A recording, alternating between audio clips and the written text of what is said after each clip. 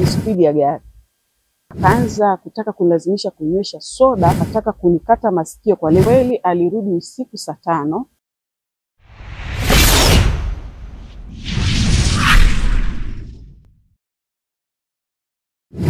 Naitwa Safina Isa Risasi. Naishi Kitunda, eneo la Relini, wilaya ya Ilala, mkoa wa Dar es Salaam.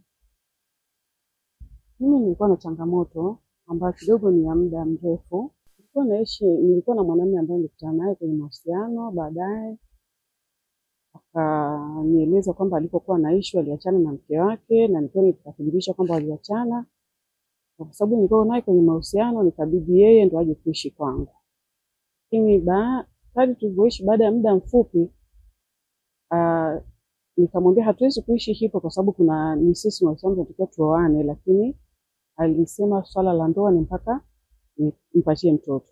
Lakini hiyo haikunijalisha, na hiyo sio sababu ya kuja kwenu. Sababu yangu kubwa ni kutokana na ile dhuluma inayoendelea dhidi yangu kupitia yule mwanaume, kupitia mahakama. Siwezi kusema kwamba mahakama ndio ananidhulumu, bali yeye ndo alidanganya mahakama, na maana ananidhulumu kupitia mahakama. Ni kwamba mwaka 2000 mimi nilinunua ile eneo mwaka 2003. Katika jitihada zangu za kufanya shughuli zangu za biashara, baadaye nikajenga na nikahamia tarehe 1 mwezi wa 8 mwaka 2005. Na mwaka 2006 mwezi wa kwanza ndipo nilipoanza kuishi na mwanamume, tayari nikiwa nyumbani kwangu na nikiwa na kila kitu cha kwangu. Na baada ya muda tuliendelea, mwaka 2008 yule bwana alianza kubadilika, kwa pamoja na kutaka mimi nifukuze familia yangu na maana wadogo zangu, kwa sababu nilikuwa naishi na familia yangu na maana wadogo zangu 6 ambao wote tayari sisi tuliachwa na wazazi wetu tukiwa ni yatima. Kwa hiyo mimi ndio dada mkubwa, nililazimika kuishi nao kwa sababu mimi ndio nilikuwa mlezi wao. Akawa nataka niwatoe kwenye familia, yani nyumbani, ili aweze kuishi. Nikaambia hilo haliwezekani. Kama unanitaka mimi kama mimi, basi tafuta namna nyingine, lakini hapa siwezi kuwatoa wadogo zangu kwa sababu hapa ndio kwao na mimi ndiye mzazi wao. Baada ya pale akataka tena anikaribishe ndugu yake ambaye naye alikuwa na familia, na maana alikuwa na mke na mtoto, aje kuishi pamoja na sisi. Nikamwambia mimi hilo haliwezekani. Baada ya kumwambia hivyo, ndipo hapo visa vilipoanzia. Mwaka 2008 kwenye mwezi wa 8, kwanza nilianza kutumia message na kupigia simu na watu na tukano, lakini yale matusi ambayo nilikuwa nikitukana ni matusi ya ndani, ambayo hayo matusi hata mzazi wangu angekuwa yuko hai wa kike, sidhani angeweza kujua madhaifu. Ina maana ni mtu wangu wa ndani. Yaani nikimsema mtu wa ndani, ina maana ni mtu ambaye anashare naye kila kitu, ndio anaweza kugundua madhaifu. Kwa yale madhaifu akawa anatumia watu, nafikiri alikuwa ni watu wake, wakawa wananitukana, kunikashifu, mara nazaa sipati mtoto, nazalia watoto chooni, wewe ni mgumba, tukitoka tuishi. Nafikiri alikuwa anafanya hivyo kwa sababu alikuwa akiwadanganya watu wengi kwamba mji ni wa kwake, na ukweli mkualisia haupo hivyo. Na nasema hivyo kwamba si mji wake kwa sababu hata vielelezo vyote ninavyo kama ushahidi. Umesema kwamba ulikuwa unatumiwa message, unatokana na watu ambao wewe unahisi ni wale ni ndugu zake, ni watu wake yule mume wako. Ndio. Ulishawahi labda kwenda polisi kushtaki kuhusiana na hivyo vitu au? Kwa kipindi kile, kwa sababu ilikuwa sio ni maneno tu yale ya kashfa za kawaida, hayakuwa ni maneno ya kutishia maisha, sikuona sababu ya kufanya hivyo. Lakini nilikuwa nikimshirikisha ya hivi vinavyozungumzwa hakuna kuyafahamu ni wewe, hebu jaribu kuzungumza na watu wako, nimechoshwa na haya maneno. Mpaka tukio la mwisho, nakumbuka siku hiyo nilitukana na yeye mwenyewe akiwepo, tulikuwa mezani. Alipiga simu, wanawake kama wawili wakaanza tukana, wananiongelea maneno ya kashfa, huzai na hivyo na nini, maneno yale ya kukashifiana ya wanawake. Nikamwambia umesikia? Akaniambia nipe hiyo namba nitafuta. Lakini siku zote alikuwa nikimpa zile namba, hajawahi kufanya tukio la kuwapigia wale watu mbele yangu. Alichokuwa anakuja kuniletea taarifa siku ya pili au ya tatu kwamba tayari nilishawapigia simu wale watu na nimewakanya, lakini kina nani hataki kusema, na wala sijawahi kuthibitisha kama aliwahi kufanya hivyo. Sasa nakumbuka siku moja, ilikuwa sikumbuki tarehe, ila ninakumbuka ilikuwa ni siku ya Ijumaa. Nikamwambia kutokana na hiki kinachoendelea nimechoka, hii line nataka kuibadilisha. Kwa hiyo nikamwomba naomba ninunulie line, nakumbuka ilikuwa ni ya Voda. Hiyo siku Kweli alirudi usiku saa 5 kwa sababu alikuwa kawaida nikimwacha dukani na muomba aende kwenye ofisi yangu ya kushona. Mbona nilikuwa na design nguo nasafirisha Komoro pamoja na Madagascar. Basi nikamwambia ukitoka huko naomba tafadhali niletee line. Nataka nibadilishe hii line ili niepukane na haya maneno kwa sababu nimesha yachoka. Akaniambia sawa, na kule alifika nyumbani saa 5 za usiku akiwa ameniletea ile line. Lakini siku ya pili yake ambayo ni Jumamosi nilikuwa nimealikwa pale Millennium Tower kwenye semina ya jasiriamali. Na hizo taarifa alikuwa nazo na nilimwambia. Kwa hiyo ile siku niliweka ile line, nikaweka simu kwenye chaji, sikuiwasha. Mpaka nakuja kuiwasha ni saa 4 ambayo time nazotoka kwenda kule. Kwa hiyo maana siku mimi sikwenda dukani. Na maana ile namba kwa siku hiyo hakuna mtu mwingine yeyote aliyekuwa anaifahamu zaidi yake. Kwa hiyo baada ya kuwasha ile simu tu akaanza kunipigia simu. Wewe vipi tangu asubuhi hasa simu? Nikamwambia asikuwa na haraka kwa sababu najua hii namba niliweka hakuna anayeijua. Kwa hiyo hakuna wa kunitafuta. Ninachofanya naenda kwenye mkutano. Nikirudi usiku kwa sababu zile namba nyingine nimeshazirekodi pembeni. Nitakachokifanya ni kuwataarifu watu wangu ikiwa pamoja na wateja wangu kwamba sasa hivi namba yangu na nitapatikana kwa namba hii na sio ile wale. Kwa hiyo nitafanya jioni nikirudi au Jumapili kwa sababu nitakuwa nyumbani.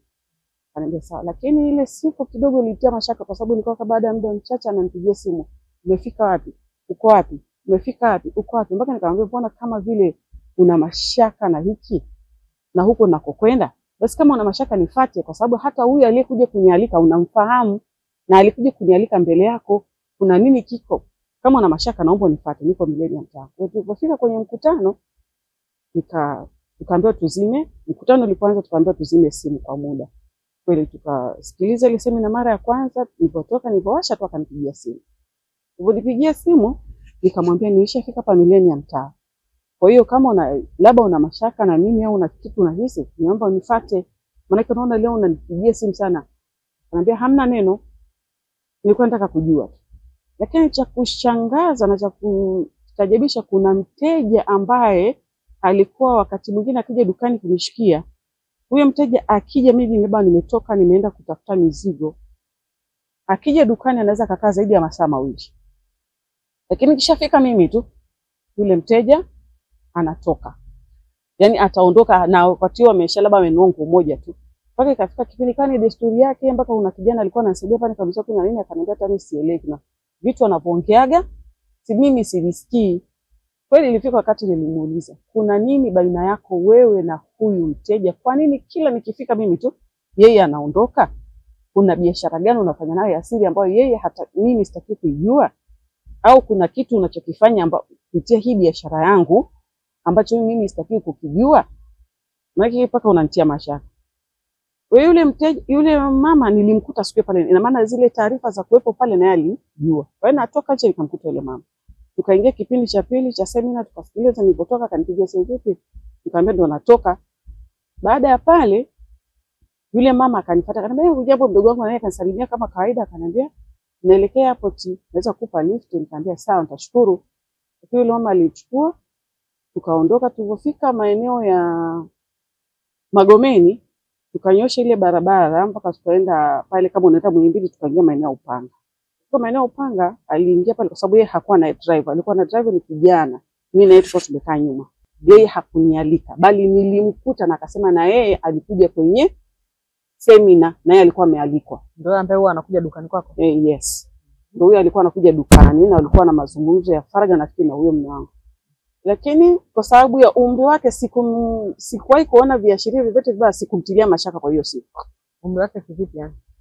Alikuwa amenizidi umri sana zaidi ya miaka 10 na. Kwa hiyo sikumtilia mashaka. Hiyo ilikuwa 2008. Baada ya pale aliingia kwenye nyumba moja yeye pamoja na dereva wake. Baadaye wakatoka, mimi wakaniacha kwenye gari, wakatoka na kijana mwingine wa pili. Kwa hiyo gari tukaja moja kwa moja mpaka Magomeni tukaingia Kawawa Road. Kufika pale Kigogo tukaingia njia ya kuja kutokea Tabata Dampo tukachepuka njia ya Tabata sasa. Na maana lengo tuje tutokee njia panda Segerea.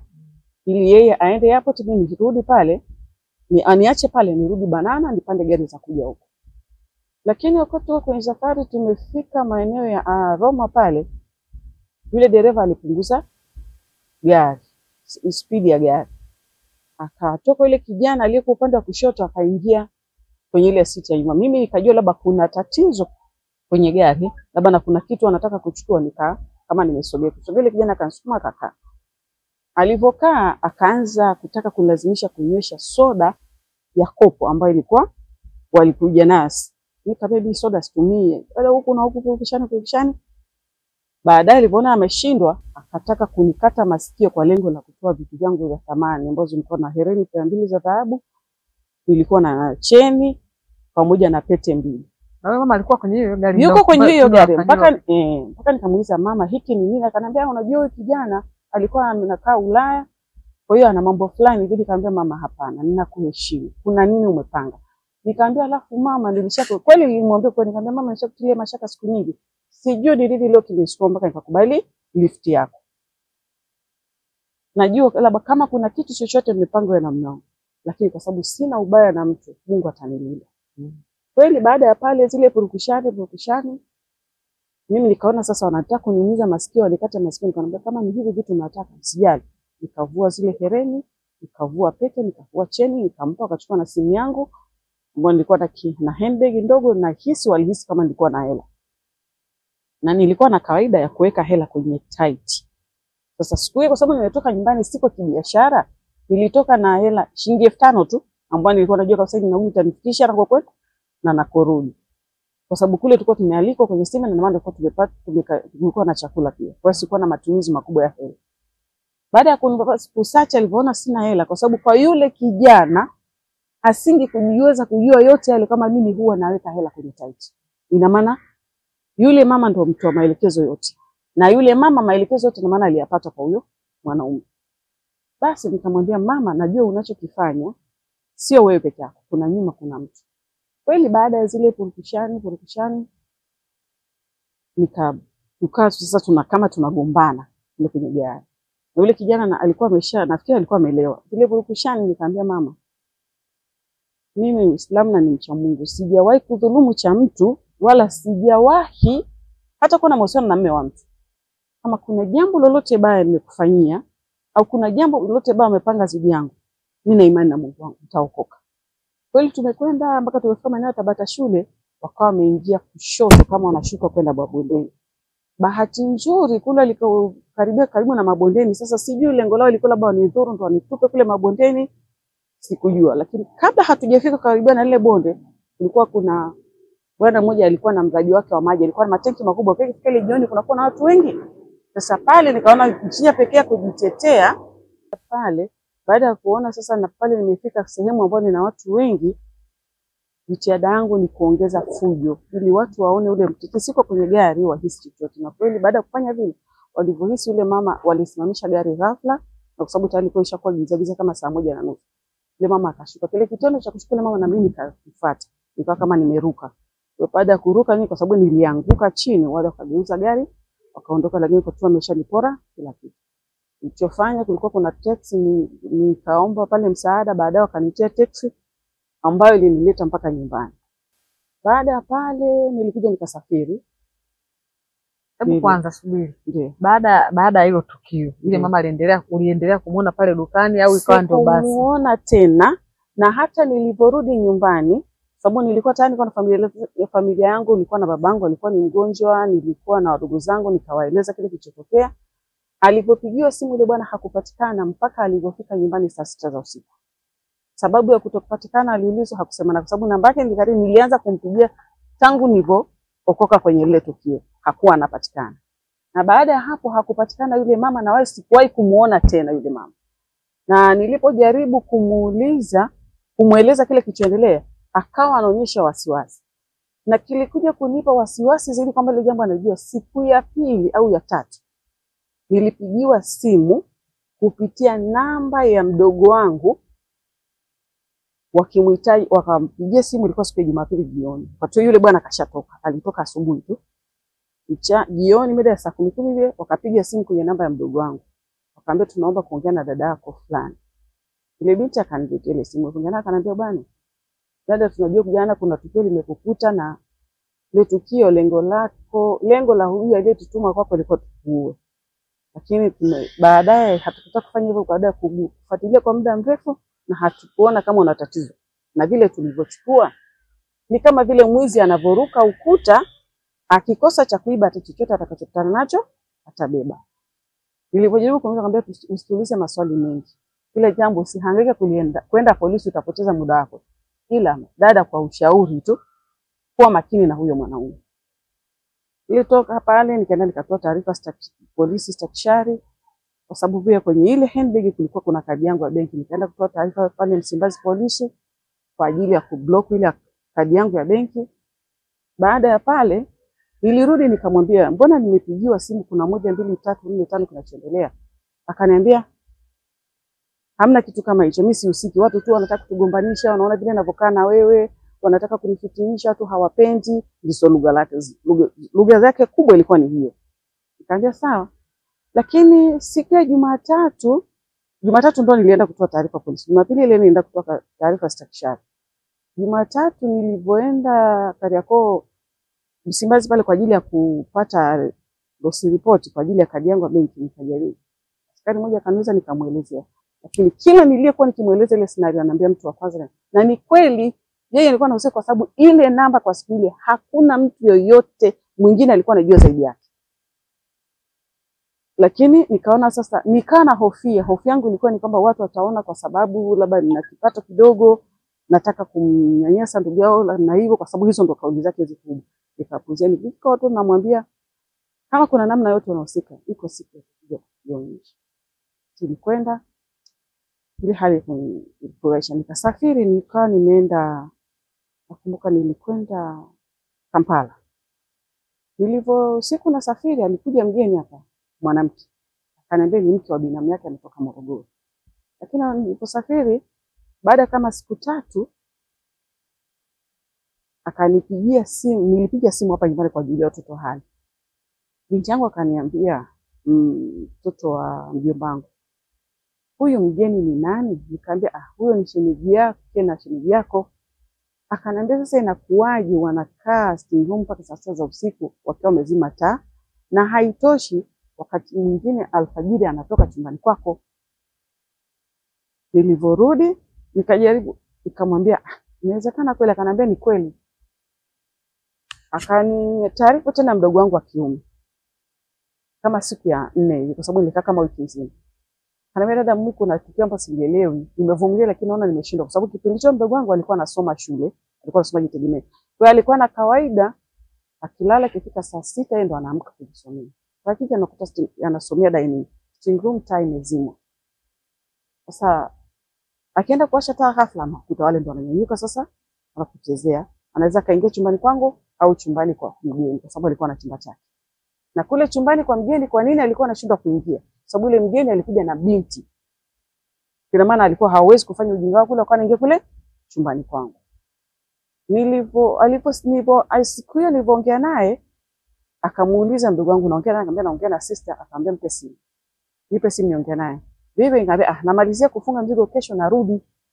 Kama sio kesho nitarudi kesho kutwa. Inawezekana leo nimemalizia, lakini kesho labda nitakuwa napakia, tutaondoka aidha jioni au kesho kutwa alfajiri. Kwa baada ya pale yule mgeni alimsafirisha akampeleka Jangwani Hotel. Nilijuaje kama amempeleka Jangwani Hotel? Hiyo siku nilivorudi, kama siku ya pili yake yule bwana atoka kaenda kwa shughuli zake, akaniendea dukani kwa sababu nilikuwa natakia nipumzike. Alivorudi aliacha simu. Wakati huo nilikuwa na process za kufanya biashara ya spare za magari. Kulikuwa nishakata tiketi, nishakata visa ili niweze kusafiri kwenda Dubai kwa ajili ya kuchukua biashara za spare za magari. Nikawa nimemuomba yeye aniendee kutokana na mazingira ile biashara. Watu wengi wanaokwenda kule ni wanaume.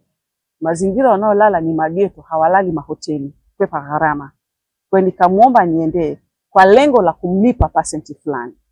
Sababu mdogo wangu kidogo alikuwa bado, na kweli baadaye nikuja nikaacha nikawa namtumia mdogo wangu baada ya kuwa ameshamaliza shule. Sasa wakati siku hiyo kilichonishtua, tayari alikuwa anajua hiyo safari. Kwa hiyo kuna watu wengi alikuwa matatifa na wake zake wote. Siku hiyo amerudi, chumbani kwetu kuna bafu, kuna choo ya public ndani. lakini hakutaka kuoga, akaenda kuoga nje. Akawa anafanya mazoezi, akaenda kuoga nje. Simu iliniita sana na sikuwa na kawaida ya kushika simu.